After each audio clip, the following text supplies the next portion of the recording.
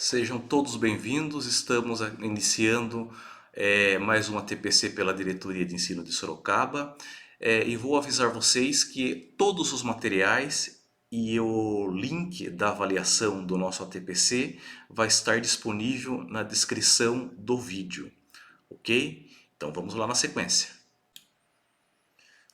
Pessoal, então estamos iniciando mais um ATPCD, o 10º ATPCD. Eu sou o professor especialista em currículo Fabiano Proença, então vamos dar sequência aqui no nosso 10º ATPCD. Espero que todos estejam bem e peço licença para compartilhar aqui o nosso PPT. Então esse ATPC ele vai do dia 27 de julho ao dia 4 de julho. Do dia 27 de junho ao dia 4 de julho. Vai estar disponível para vocês estarem acompanhando aqui no nosso canal, o nosso ATPC-D, 10º ATPC-D. Pessoal, então na sequência aqui eu vou ler os objetivos, né, aqui da nossa formação. Então nós temos objetivos em buscar atender as necessidades de todos os setores das escolas, das escolas, né, estaduais aqui de Sorocaba, de forma integrativa, oferecendo suporte, né, para os envolvidos na formação dos estudantes e organizar, né, um recurso aí físico, financeiro e humano das atividades realizadas no ambiente educacional de melhor maneira possível, visando sempre oferecer uma educação de boa qualidade. O conteúdo a ser trabalhado será as práticas inclusivas, adaptação curricular, flexibilidade e adequação, e as metodologias ativas para uma prática inovadora. Também vamos abordar sobre o trabalho infantil, a luta pela garantia dos direitos das nossas crianças. Os encaminhamentos, a sensibilização e os objetivos será realizado por mim, né, pelo professor especialista do currículo Fabiano. Na sequência virão os registros dos itinerários formativos na Secretaria Digital. Também vou mostrar para vocês aqui na sequência como que a gente realiza o fechamento dos itinerários formativos e a replicabilidade das metodologias ativas com a PEC Camila. E também, né, na sequência, a replicabilidade das adaptações curriculares pelo PEC Alan. E também quem irá abordar aqui sobre o trabalho infantil será o professor especialista do currículo Walter. Pessoal, eu vou iniciar então a nossa sensibilização, uma poesia do escritor Rubem Alves. Sabedoria é a arte de provar e degustar a alegria quando ela vem, mas só dominam essa arte aqueles que têm a graça da simplicidade, porque a alegria só mora nas coisas simples. Pessoal, vou chamar a atenção aqui, no dia 20 iniciou a aplicação das APs, a avaliação de aprendizagem e processo, e também das SDs, as sequências digitais. Iniciou segunda-feira, dia 20 de junho, e irão encerrar no dia 1º de julho. Né? Então provavelmente serão estendidas a esse prazo, mas é bom a gente seguir aí, né, as orientações aí da SEDUC. Então as APs elas irão, né, avaliar matemática, as matérias de matemática e língua portuguesa, e as SDs as matérias de ciências humanas e ciências da natureza, né, do 4º ano do ensino fundamental à terceira série do ensino médio. Também iniciou aqui, né, no inverno, né, iniciou aqui na nossa diretoria de ensino de Sorocaba, no mês de junho, a campanha do agasalho. Então os pontos de doação aí será todas as escolas estaduais, também na diretoria de ensino de Sorocaba também estará arrecadando, recebendo essas doações, cobertor, blusa. Às vezes não serve mais a gente está lá sem uso, um cachecol, um cobertor, então vocês podem estar doando. Eu sempre falo que roupa boa a gente doa. Então nesse inverno o melhor sentimento de amor é aquecer quem precisa.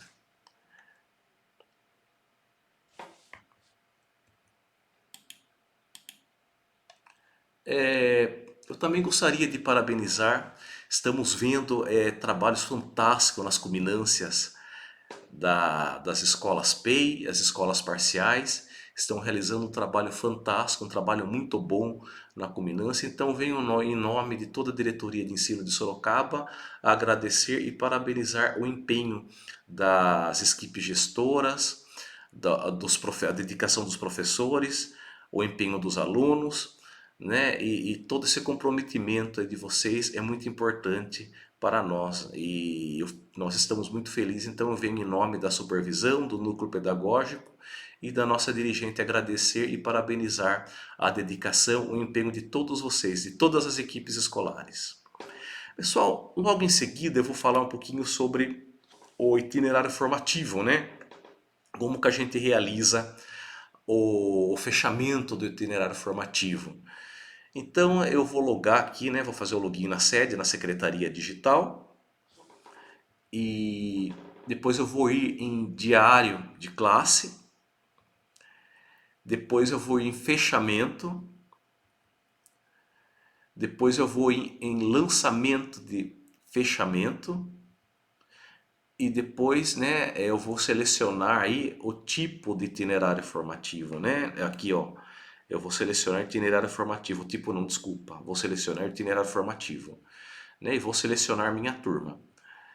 E depois, né, eu vou em tipo de fechamento, você vai selecionar o conselho final. Então, mas quem irá realizar, né, esse fechamento aqui vai ser o CGP ou o CGPG, né, das escolas PEI, que seria o antigo professor coordenador geral, né, o CGP ou o coordenador. Então, sempre vai ser o CGP ou o CGPG que irá realizar esse fechamento, que houve essa mudança nas siglas, né, do coordenador, então vamos ficar atento aí sobre essas mudanças. Depois eu vou vir aqui em pesquisar e na sequência vou escolher, irá aparecer a turma, vou selecionar a turma, né, menção bimestral, né, e cada um dos componentes registra a nota de 0 a 10, de preferência sempre com notas inteiras, né, 9.0, nunca colocar notas quebradas, né, 9.25, 9.1, sempre você já sabe. Então aqui é muito parecido, né, com o fechamento da média aí das outras séries, das outras matérias.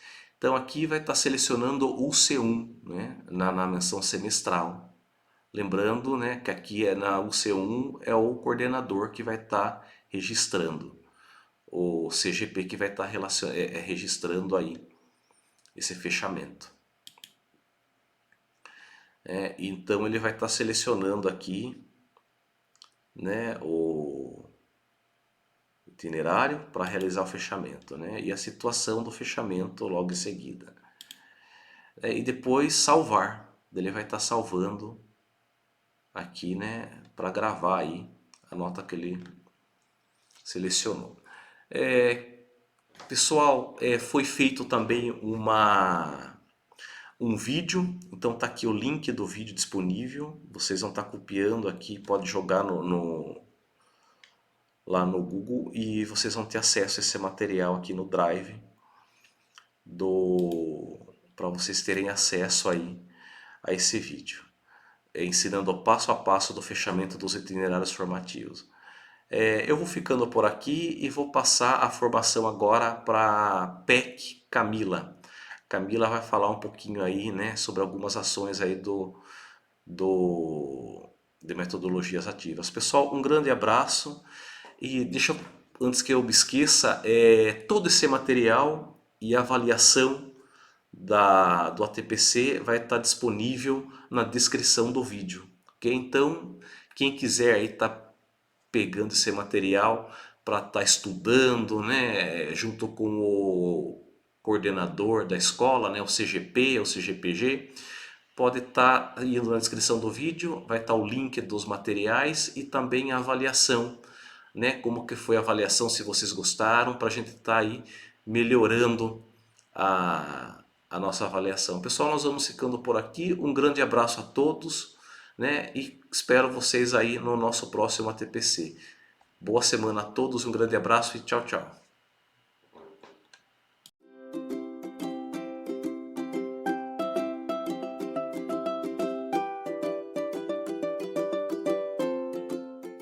Bom dia, boa tarde e boa noite, por que não?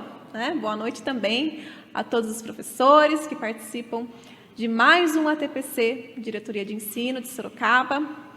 Eu sou a Camila, professora especialista em currículo, nova nomenclatura agora, PEC, e estarei aqui, em continuidade à fala dos colegas, tratar um assunto super importante da gestão, né, pedagógica e da gestão de sala de aula, que é um recurso, assim, top de linha, que está sendo muito abordado e falado dentro das nossas escolas, que são as metodologias ativas. Sim, elas mesmas. Metodologias ativas. Super importante, tão em alta, né, nas temáticas aí da educação. Por quê? Porque elas promovem, né, a autonomia, o protagonismo dos estudantes. Não que de outras formas isso não aconteça, mas elas promovem e como promovem dentro da sala de aula. E eu acredito que vocês, professores, já se apropriaram desse assunto, já conhecem e acredito também que já utilizam esses métodos dentro das aulas de vocês. Então, hoje, dentro dessa formação, nós pensamos uma proposta prática. Isso, porque assim, falar da teoria, vocês já sabem, em muitas formações passadas já foi tratado, né, já foi pauta, né, dentro da formação, este assunto, né, tão importante e pertinente a ela. Mas hoje, de uma forma diferente, nós vamos abordar, então, essa temática das metodologias ativas.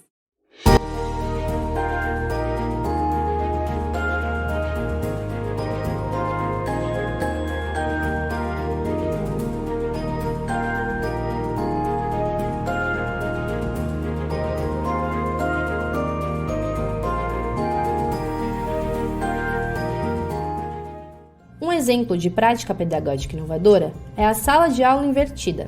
Ela é uma prática de ensino híbrido em que o conteúdo é apresentado previamente ao estudante. Assim, ele se prepara e fornece informações para que o professor estimule atividades colaborativas e reflexivas em sala de aula. Dessa forma, ele considera que os alunos estudaram antes e pode utilizar o tempo de aula com foco em realização de atividades, e não mais apenas na apresentação de conteúdos. Por exemplo, o sexto ano está trabalhando com o tema de visão celular e o educador recomenda que assistam antes da aula 2 animações em vídeo que introduzem os conceitos de mitose e meiose, bem como um quiz.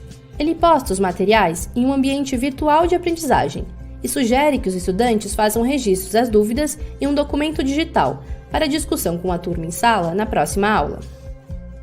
Um exemplo de prática pedagógica inovadora é a rotação por estações. Ela é uma prática de ensino híbrido em que o professor elabora experiências que favoreçam o dinamismo das atividades e o desenvolvimento da colaboração. O educador organiza os grupos de trabalho de acordo com as necessidades dos estudantes. Nas estações, são realizadas atividades em que os alunos compartilham descobertas e aplicam conceitos, incluindo as tecnologias digitais em pelo menos uma estação. Por exemplo, os estudantes do sexto ano estão estudando o sistema nervoso. A educadora prepara 3 estações em aula. Em uma primeira estação, há laptops com um aplicativo que permite identificar as características do cérebro humano. Na segunda, os estudantes devem pesquisar em livros a diferença entre movimentos reflexos e voluntários. Por fim, em uma terceira estação, os estudantes debatem sobre um assunto que envolve o estudo do tema. Ao longo da aula, os estudantes passam pelas 3 estações. Um exemplo de prática pedagógica inovadora é a aula Mão na Massa. As aulas Mão na Massa são experiências de aprendizagem que, por meio da construção de artefatos ou protótipos, aproximam dos estudantes de forma concreta os diferentes componentes curriculares. Nas aulas Mão na Massa, é necessário articular conhecimentos de diversas áreas para resolver problemas, propor e materializar soluções com o uso de tecnologias digitais. As aulas podem acontecer em um espaço especialmente organizado para que os alunos trabalhem em grupos e para o armazenamento de ferramentas, materiais, protótipos ou artefatos em construção. Por exemplo, os estudantes do 5º ano estão aprendendo sobre sistema respiratório. Junto com a educadora de ciências, decidem construir um modelo de um pulmão. A partir de diversos vídeos de demonstração pesquisados pelos estudantes e utilizando materiais como bexigas, palitos, garrafas PET e cola, os estudantes constroem um artefato e utilizam para simular o bom e o mau funcionamento dos pulmões. E agora, de uma forma bem contextualizada, bem mão na massa mesmo, nós vamos trabalhar essa temática das metodologias ativas. Lá na escola, Dr. Júlio Prestes de Albuquerque, Escola Estadão, nós fomos observar e acompanhar uma aula da professora de Biologia e Ciências. Nesse caso, ela está lecionando na área, na aula de Ciências, na disciplina de Ciências, a professora Érica Garcia Sartori, que tem feito muito uso das metodologias ativas em suas aulas. Então, nós vamos acompanhar de perto, ainda que só um pouquinho, a gente vai ter um pouco só do que ela vem trabalhando, do que ela trabalha ali na escola, e vocês vão poder acompanhar. Espero que esse vídeo possa trazer muitas reflexões.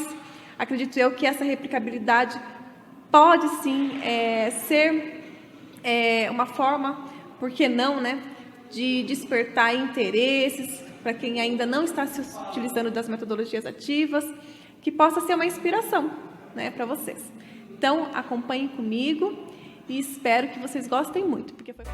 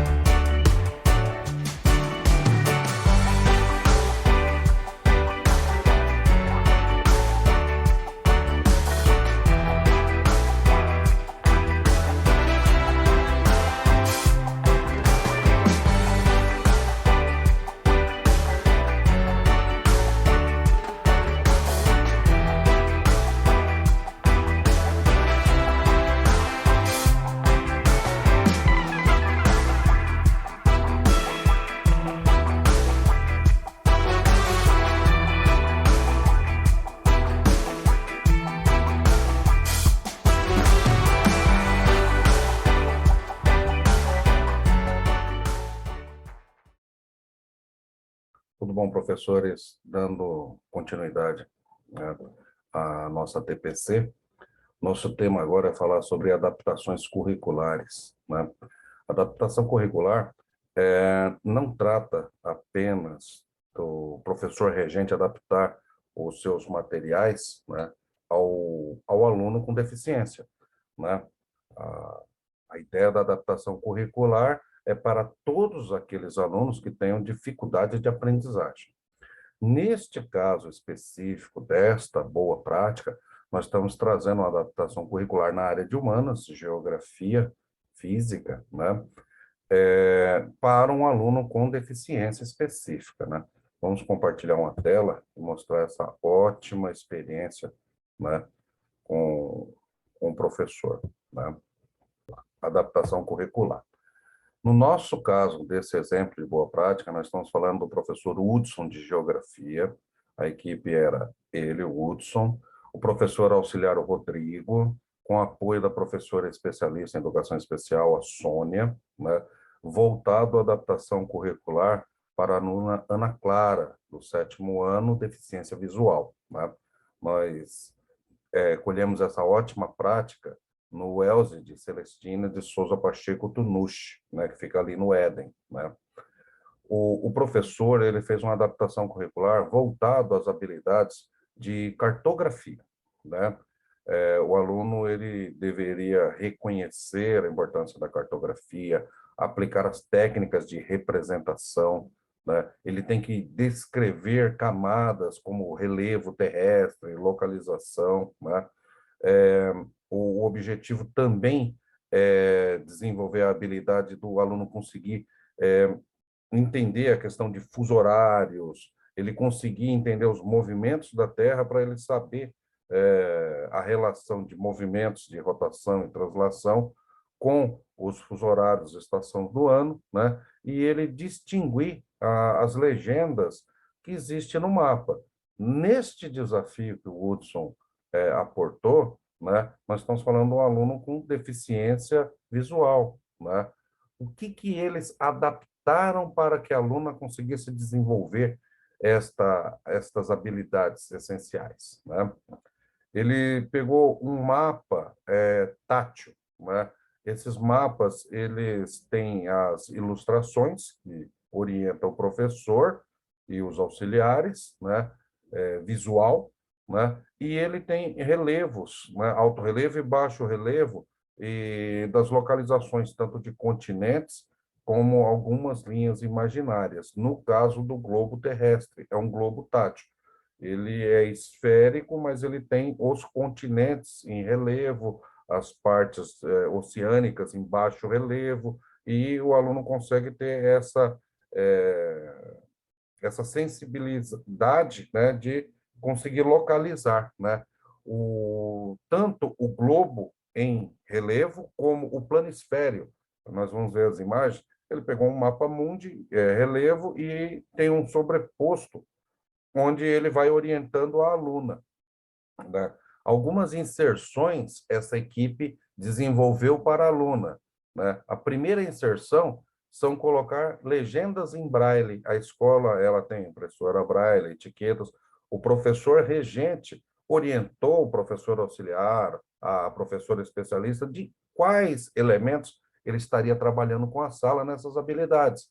Ele estava falando de fuso, estava falando sobre localização de hemisfério, estava falando sobre relevo. Então, ele foi orientando os professores e eles conseguiram codificar essas legendas em etiquetas braille.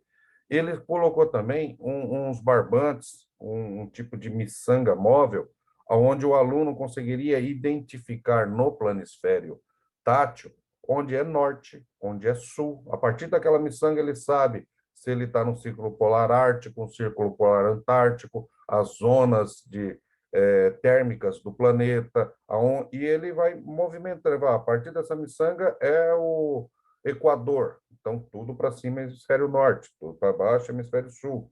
Ele colocava a miçanga e direcionava a aluna. Ó, estamos no meridiano de Greenwich, né? Tudo a leste é oriente, tudo a oeste é ocidente, e a aluna vai se localizando e ele passava as instruções do que ela deveria buscar. Como ela já tem a proficiência na leitura braille, facilitou bastante e o auxiliar ia orientando junto com eles, né? Interessante a gente ver, por exemplo, nessa imagem, né, as etiquetas que eles foram colocando nos pontos importantes do mapa. Oceano Atlântico, América Central, Oceano Pacífico, e a aluna tateando nas etiquetas, ela sabia onde ela estava. Vocês veem uma corda com as miçangas, ele esticava essa corda naquela etiqueta vertical que está meridiano de Greenwich, escrito em braille, né? A aluna sabe onde estão os hemisférios. Consegue se ver na miçanga que são 4 miçangas, então ele dividia as zonas térmicas do planeta para a aluna saber se era uma região fria, se era uma região quente, temperada, né? E essa aí era a prática na sala de aula com o professor auxiliar, e o professor ia orientando a mão dela e ela ia fazendo as leituras. Muito interessante que ela conseguia captar.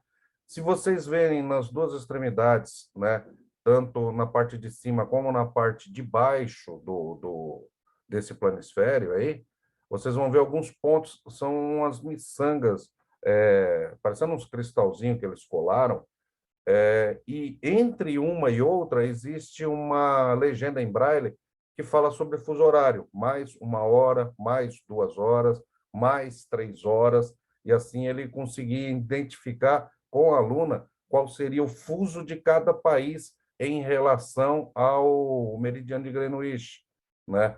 Nesta imagem, nós vemos ele fazendo a outra leitura no globo tátil.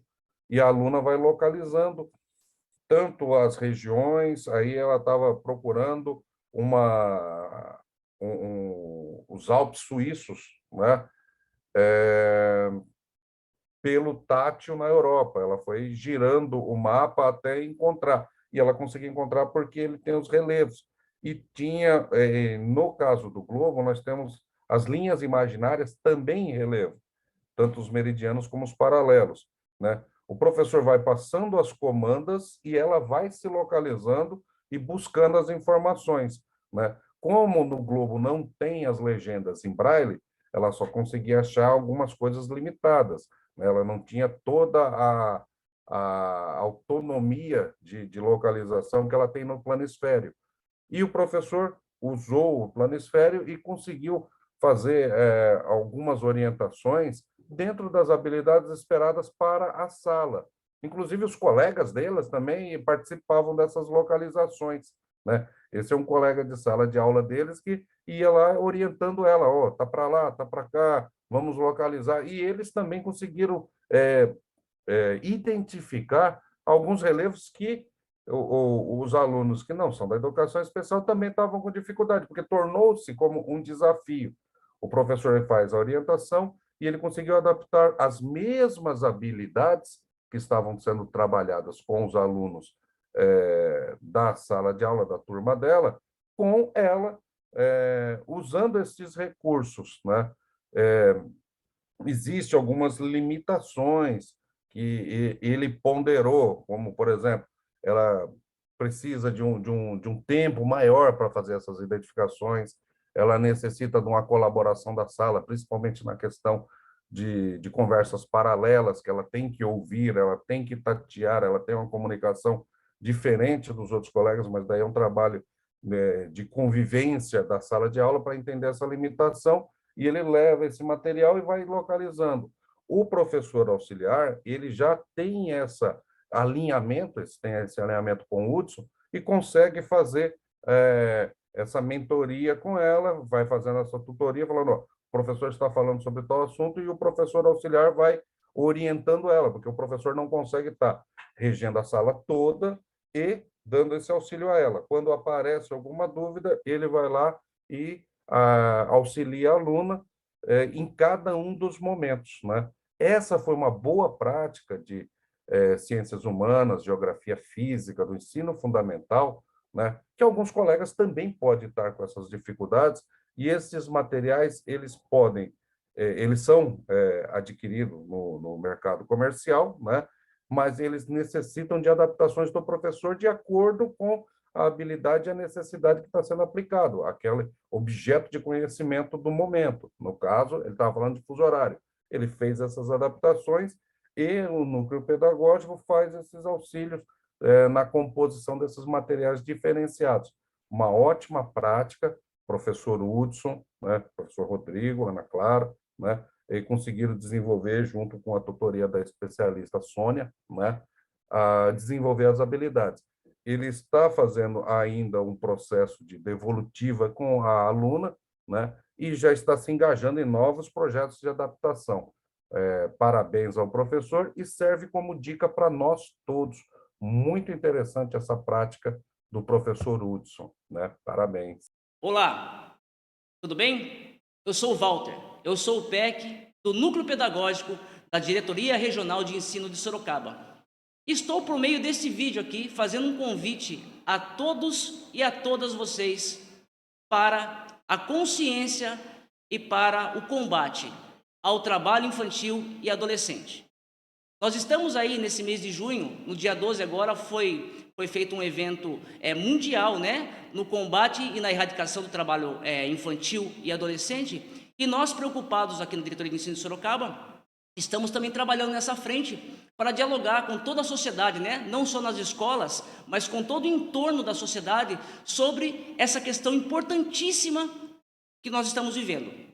Segundo o IBGE-PNAD, em 2016, 33% dos jovens da região nordeste do país estavam em condição precarizada de trabalho, ou seja, exploração de trabalho infantil.